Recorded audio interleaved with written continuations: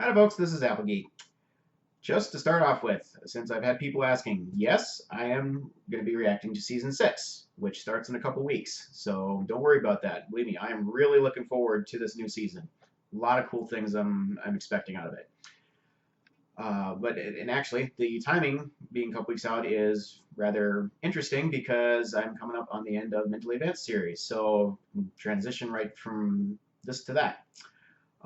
I will be moving on to other stuff too, fan content wise, because obviously we just get one new episode a week, and I'm hoping to do more than that. But time will tell in terms of what I actually have time to do. So as it is, I'm basically about a week from the last time I published stuff as it is, just because this last week has been terrible time wise for me. I've been pulling a lot of late hours at work and such, and so yeah, this just had to go by the wayside for a while. Apologize for that, but that's life.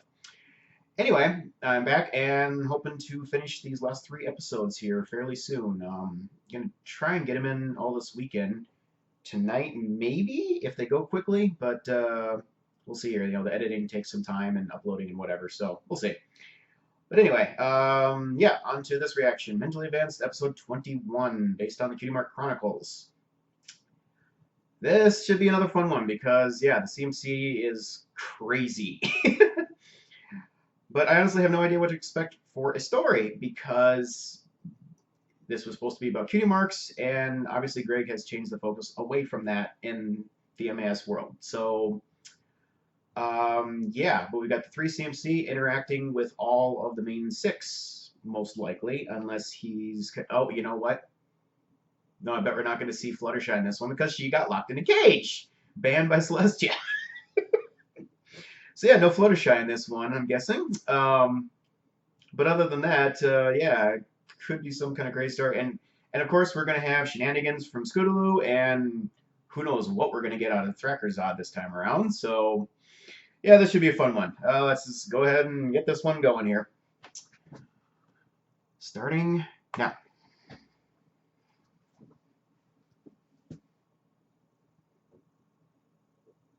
Every time we can't think of something, somehow we always default to whatever Scootaloo suggests. We cannot fathom how this always occurs. We could kill Twilight Sparkle. I always suggest killing Twilight Sparkle, but instead, we cover ourselves in honey and pine needles. Yeah, Well, I let's thought call the that plan Plan was B. logical. I figured for sure we'd attract hummingbirds this way. If we caught one for a pet, I would have been so thrilled. You can't catch hummingbirds with honey, baby. Wait, what? Well then now I'm just confused. I thought this was your idea. Everything we do is to satisfy Scootaloo's stupid primal urges. I always want to do something else, but somehow I'm always outvoted. One of these days, my ideas Wow. are gonna pay off, baby. Then we'll have all the honey we want. I thought you said honey for the hummies.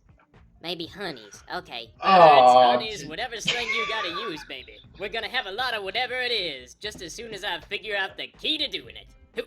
I have an idea. Oh, Scootaloo. What if we seduce Twilight Sparkle to death? I will admit that does sound like a good way to spend the afternoon. How did... Thrakkerzad, how's that gonna work? You get her to I lay thought of a down for reference. I'm kiss not and then gonna you kick repeat her it, in the though. head? How about we work on doing that? But instead of kicking her in the head, we instead just caress her gently. No. Seduction is all about subtlety. If we kick her in the head, it's like playing hard to get. It will draw her in further. I don't know. Sounds self-defeating to me. What? This might be hard to swallow, Thrakkerzad, but you might be worse at love than Scootaloo. Baby, everybody is clumsier at love than Scootaloo. That don't mean other ponies need to feel bad about it. Damn it, I am trying to meet you guys halfway here. Can we please Wow. just seduce/kill Twilight Sparkle for once? Thrakkerzad's I stepping kinda wanna up. go home and just play Monopoly or something. Baby, you can go home and play Monopoly anytime. Monopoly. But how often do we seduce Twilight Sparkle? Probably about as often as we play Monopoly by my count. You guys apparently is always never. turn me down. I don't know what it is. Yep. Every single day, you just want to kill Twilight Sparkle or go seduce something. Do y'all ever get tired of trying to find new ways to do the same thing all the time? And for that matter, we could probably very well seduce Twilight Sparkle anytime we want if we could. If we do it right, we'll only have to do it once. Are y'all referring to the seduction or the murder? Both. Okay, well, supposing we have nothing in common, which is pretty darn likely, This and is we get to awesome. fight with her, which is pretty darn likely, and then we break up. It won't matter because she will be dead. Okay, well, what if she just comes back as a zombie? Then you got egg on your face. Is that an option She's here? already lost her soul properly, and I don't care. Beyond what would be expected of a normal pony. Twilight is already kind of soulless, if I can be totally upfront with y'all about my opinions. Don't even joke about that. I don't have an interest in her soul, if that's what you're wondering. But if she didn't have one, by Lord Azathoth's 100 screaming mouths, I will have a normal emotional response. Let's just start with the seduction, baby. Lord Everything Azahoth? out from there. Okay. Let Scootaloo do the talking. Really, all the problems facing Equestria today are internal. You take Mayor Mare, and she's just a picture of incompetence, for example. That's good, baby. And the more serious problem is that tomorrow's generation is gonna have to pick up the slack. And from what I've seen, I kind of doubt that you guys have the gumption. I have the gumption for the bumpin'. Who? You know, when I was your age, I used to study non-stop. That's how I enjoyed my free time. Every single finished book was like a little packet of life satisfaction. I'm into satisfaction, baby. Of course, I came from really good family stock. My brother's in the Royal Guard, you know, and we used to get into these high-profile events. Ceremonies with Celestia, personally present, although I didn't know her then. Nice forward I reference wish on I the did. brother, which I'm didn't a happen little in season 1. fire myself, baby, and I could surprise you too. Hoo! Of course, I'm just the right temperature up close. Point is, all that studying paid off, in the broadest sense. Out of the blue, I got an acceptance letter from Canterlot School for Gifted Ponies, signed by the princess and everything. I don't remember the exact process because I was little, but after I got accepted, I still had to pass an exam to prove I could do the magic. A lot of kids struggle at that age, and I did too, but I knew the theory perfectly. A little bit of This is huffing and psychic? puffing, Okay. and voila! Spike popped out of an egg. Apparently that kind of magic power is really rare. Well, that was a in bit adults, so anticlimactic. it was pretty amazing I could pull it off. Must have been some kind of latent ability, though, because it wasn't until later that I could really do magic consistently. But when I got a little older, my cutie mark showed up, and that was that. A cutie mark for fate, like star-crossed love. And now you're Okay. in Ponyville. Who can say where that little glittering diamond of the sky will lead those sexy haunches now, baby? Home. Because I'm sick of talking to kids. Well, okay, baby. We've got to be at Rarity's house for lunch anyway, but if you ever get a hungering for Scootaloo, you just scream my name at the top of your lungs and I'll come running. I must confess, a less than enthusiastic opinion of Scootaloo's performance. Sometimes it's all about the waiting game, baby. You've just got to let that love sink in a little. Give her time to fantasize in our absence. Hoo. I would like to suggest a more aggressive approach, followed by more aggressive murder. I think you and I have two totally different ways of enticing the ladies, baby. Oh, are you guys talking about teasing the little boys at school? Not exactly, baby, but we are not opposed No. to a little bit of teasing. Who? You must be so adorable playing the field out there, and here I was worried that Sweetie Belle was socially awkward. Who is socially awkward? I am developing normally. Really? Because the other day you smothered a butterfly and declared it as an offering to some made-up little religion. Religion is perfectly ordinary. Everybody worships an actual god horse that raises the sun every single day like it has nothing better to do. Yes, a real live god who actually shows up to public fundraisers and talks about the economy. When I refer to the blind idiot god Also good from whence point. all chaos and destiny stem, I am of course referring only to the same god horse that everyone else worships. All ponies experience religion in their individual ways, and in that matter, I am just as everyone else. There is nothing suspicious about smothering a butterfly and offering it to the void beyond the universe. Sweetie Belle, most of us worship her by paying taxes, you know. She's much more vocally appreciative of that than she is of sacrificing living creatures. I am worshipping in my own way, just as all ponies do. It's perfectly ordinary. Let's back up to loving the little boys at school, baby. I bet you have all kinds of stories. Hoo. Oh, about when I attended Oh school. no. Well, I certainly do. You know, I was a great fashionista even back then. I knew that the key All right. to good clothing design was a bedazzler and a wide selection of mismatched rhinestones. Of course, not everyone could share my genius. Dazzler.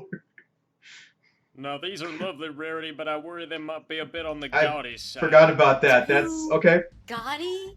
Bitch, are you drunk on power or Whoa. on wine? That awful teacher forced me to slave away, redesigning my precious costumes to be plain, dull, and boring, just like the entire performance they were designed for. Honestly, I know it's cute to Okay, dress your they child up as a pie, but parents need to reversed see it. Okay. deeper inspiration.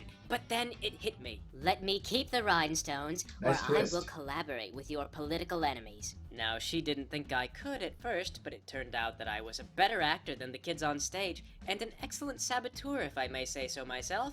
And that's how Toothpaste Afro and Miss Cheerilee played the part of a bedazzled pie and a bunch of bananas, respectively. Afterward, I got my cutie mark. Okay, define socially awkward. Toothpaste Afro. Because I'm honestly trying to learn here, and I can't tell which one of us is doing things wrong. And I think Alright. it's you. Fine, sweetie Belle. You know, if I didn't know you were my sister, I would think that we weren't even related. But you've had your lunch, now go out and play. Every time Rarity, I how talk can to you my still sister, not I feel see so that? How stupid. can you not hear the You voice? just don't know how to talk to the ladies, baby. You gotta be more smooth. I brush my hair regularly.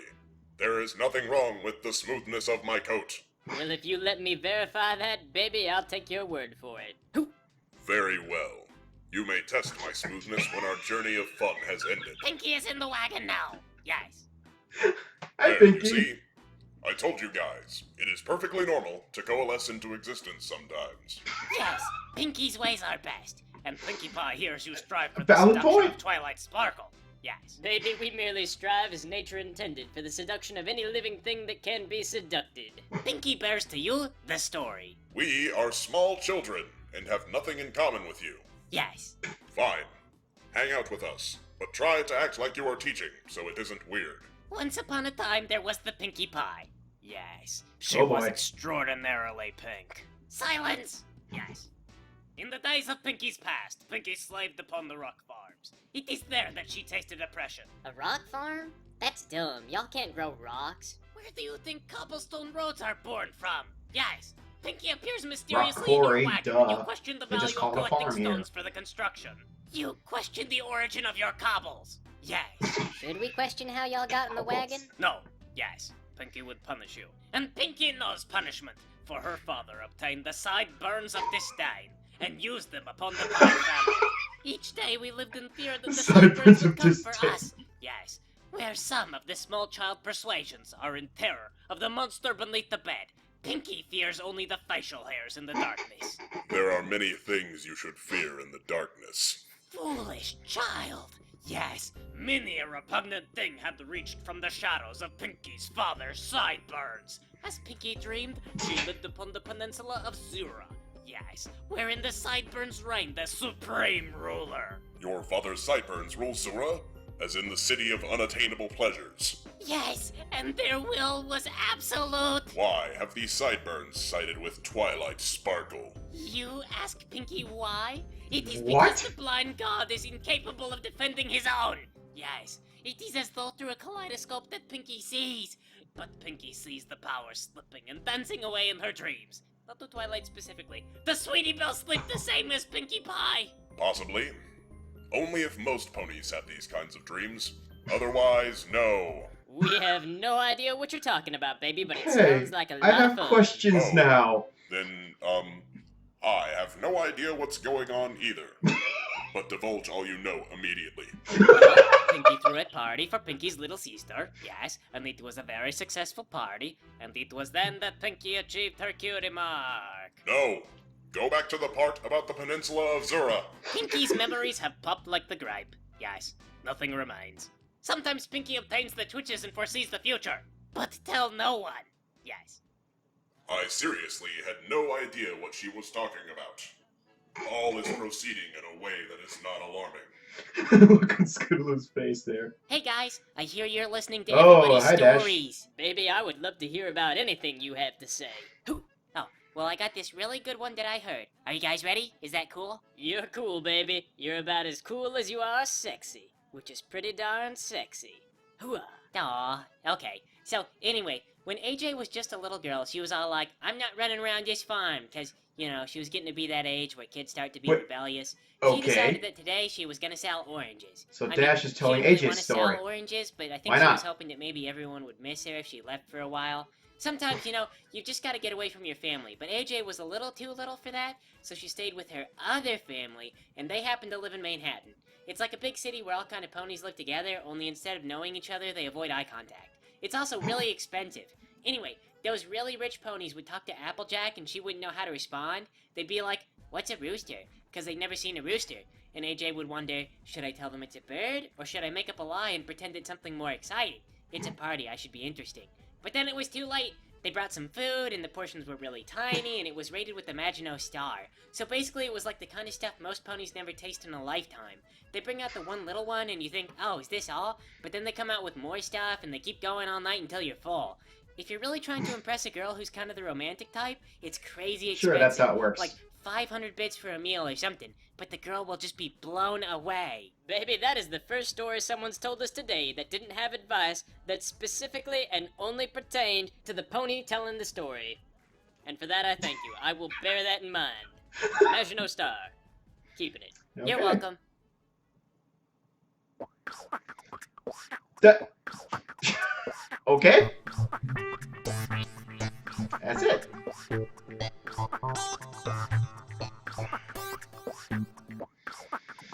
Yeah, alright.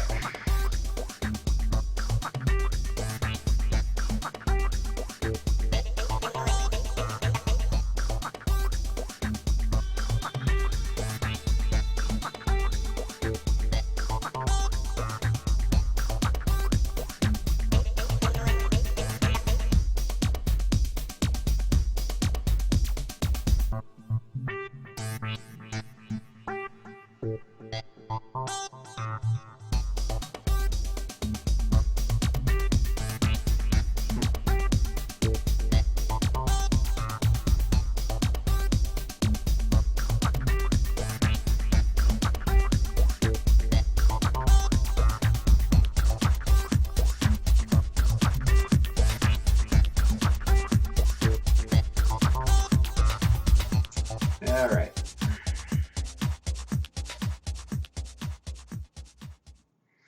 Look like just some bits at the end there about the original episode and how it was portrayed and received and yada yada. Okay.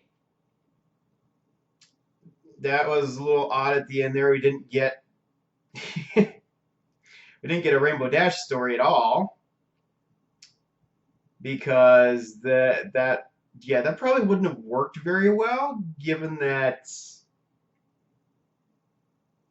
I don't know, it probably still could have worked somehow, but I mean, he's looked like he's trying to keep the whole Rainbow thing as much out of the picture as possible. It wasn't really possible with Pinkie, but that actually had an interesting twist. I'm not sure I fully understood what Pinkie was talking about, if she was only like seeing that stuff in a dream or if it was something beyond that, but like, okay, is Pinkie now aware of some of this stuff going on that Thrakkerzod's involved with? Yeah, that I didn't expect that. Celestia seems to know what's going on. Pinkie might have some feelers into that world. I'm not really sure there, but Twilight apparently is completely oblivious. Well, then we didn't even get speaking lines from Applejack at all. Dash told her story, and then we didn't get the Dash story, so whatever. Oh, it was interesting, though, for getting the still sort of following the original episode in terms of getting Main Six's backstories, except we're missing 2 of them. I was right. No Fluttershy in this episode. She's been banished. Okay, well, back to the beginning.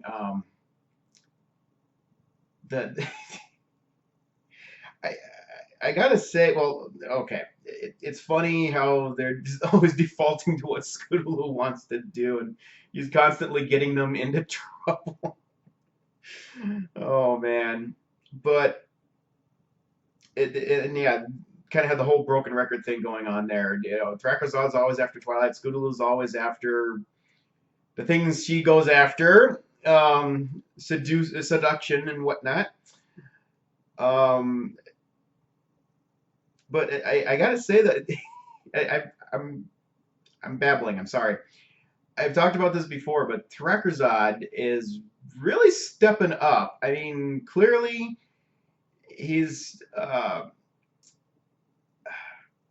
definitely becoming more assertive, and just, I mean, in terms of the language he uses, it's becoming a little bit more normalish sounding, and it just his responses to things and whatnot. It's, you know, it's kind of backing away from constantly just trying to convince everybody that he's a normal pony. It's easier to maintain that facade, so to speak. So that's interesting. And then, like I said, just being more assertive in terms of trying to influence, you know, the things that they do, rather than just towing the company line all the time, as I said. So that's an interesting little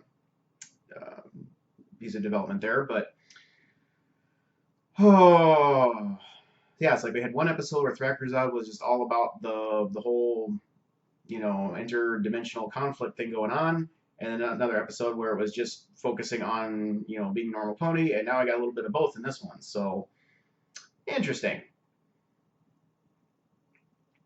And Twilight and her backstory. I said, you know, taking the rain boom out of it just makes the stories just go.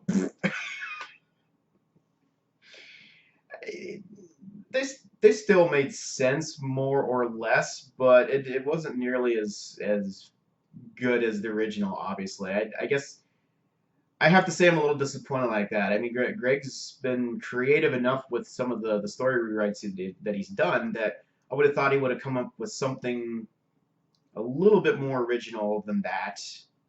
But there again, I have to think that, you know, using the artwork from the original show probably limited what he could do with that story for matching it to the scenes shown and such. So, well.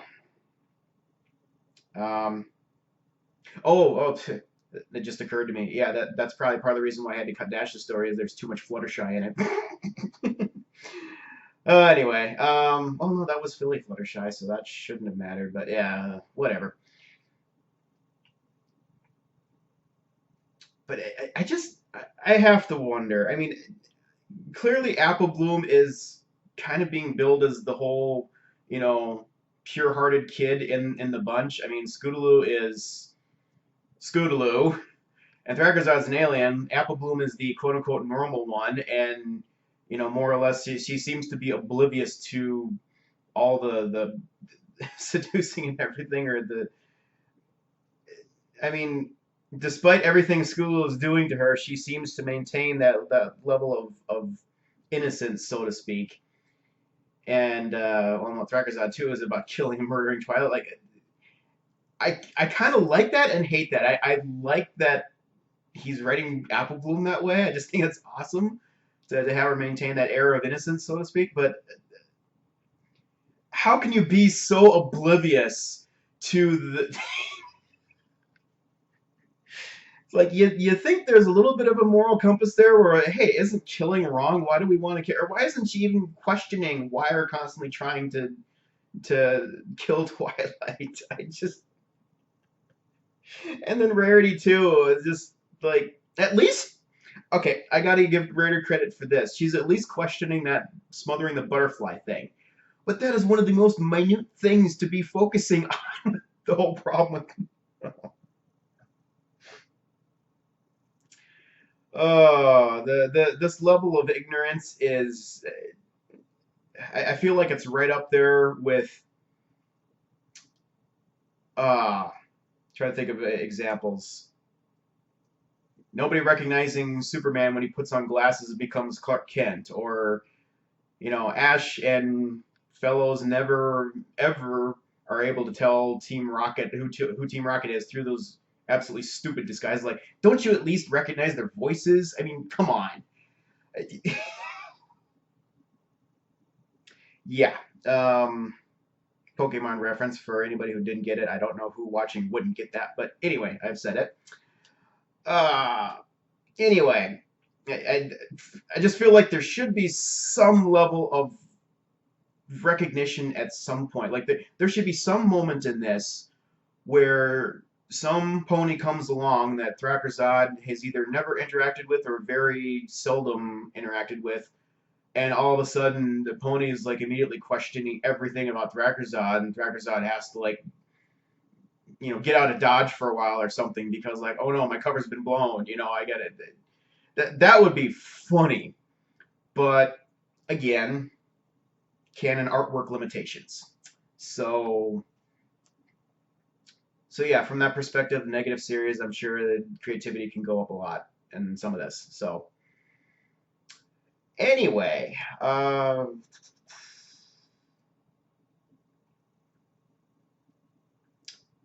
yeah, and numbering on, of course, I'm sure you're going to tell me about all the folklore references in this that I know nothing about. So anything you share will be interesting, I'm sure.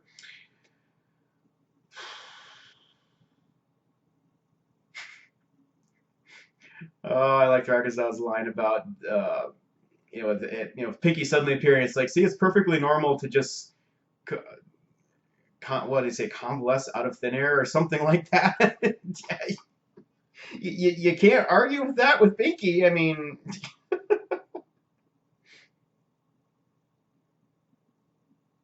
oh man, I know there were some one-liners that I was gonna comment on that it's already slipped my mind, but yeah, overall, definitely one of the better episodes. I think this is probably one of top 5 anyway. I don't know if top 3, but it's definitely up there. So like I said, the CMC is always going to keep things interesting. So yeah. All right. Well, I'm going to wrap this one up. And yeah, I've been talking for a long time on this one again. So definitely time to wrap this up. All right. Thanks for watching, everyone. And move on to the next one. I should get at least another one out here tonight. And we'll see about number 3 or not. Catch you later.